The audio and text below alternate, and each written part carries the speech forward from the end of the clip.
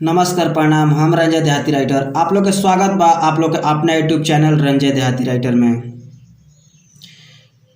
दोस्त आप लोग के पता बा कि हम अपने चैनल पे हर मौसमी सॉन्ग भोजपुरी सॉन्ग डालत रहिना, लिखे सिखावत रहिना, चाहे गावे खातिर हम देत रहिना।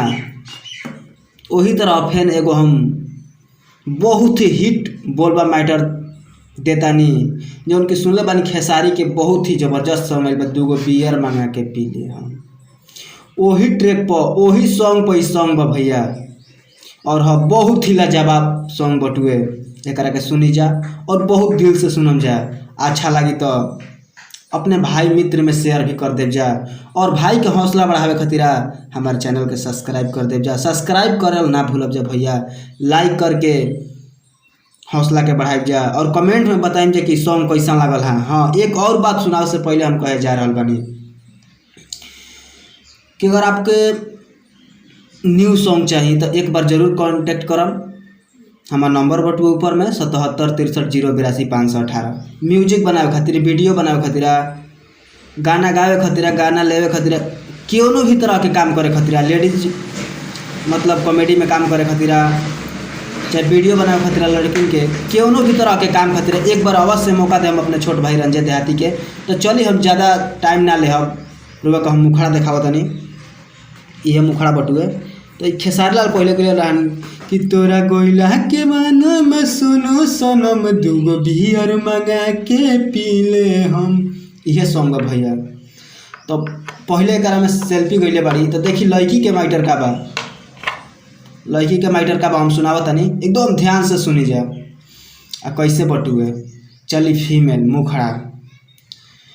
तंग कर ना तू बौरा हवा हो, ना तो धले हम घर के रहवा हो। देखी भैया हम तो सिंगर ना हनी, हम तो राइटर हनी। रउआ को हम वर्ड दे देम, राग दे देम, और रउआ गाला के ताकत देखे के बा हमरा के रउआ कतना बेटर गावत तनी। इ तो रउआ ऊपर रह गइल। चलिए हम बोल पहले एक बार पढ़ के सुनात तनी। तंग कर ना तू बौरा हवा हो, ना तो धले हम घर के रहवा हो। कहा नाम बा कि तंग जन कर ना तो हम घर के राह धले। शादी भइल बा तंग करे खातिर ना, रउआ साथे जीवन साथी बने खातिर। देखी एगो हमार बात मान ली, सावन आगु तो रउआ एको दिन ऐसे नहीं रहत जो ये पियत नहीं खी। अरे पियब तबे जियम, बात मान ली तनी मानी। सुनी एगो हमार बात कि तंग कर ना तू बौरा हवा हो, ना तो धले हम घर के रहवा हो। देखी सुधर जाए ऐसे जन तंग करी, अपना घर के दुलारी हनिए राजा। सुना कि तंग कर ना तू बौरा हवा हो, ना तो धले हम घर के रहवा हो। अरे मान जाए धन कैसे कहतन भोले हो मेल। पिस तू भांग जनी भर तू कन, तोहरा कहला से सब का छोड़ी दे हम। कहता रे पिस तू भांग जनी भर तू कन, तोहरा कहला से सब का छोड़ी दे हम।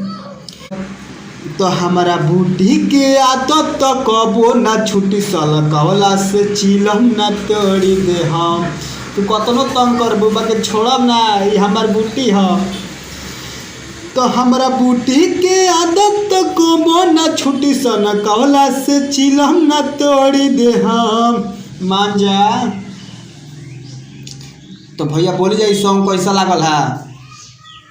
बहुत ही मेहनत करके लिखले बनी सॉन्ग। कैसा लगे एक बार जरूर बताएं जा, और अच्छा लगी तो अपन छोट भाई के चैनल रंजय देहाती राइटर एक के जरूर सब्सक्राइब कर ले हम, और लाइक करके हौसला के बढ़ाई। ठीक बा, चलिए नमस्ते प्रणाम।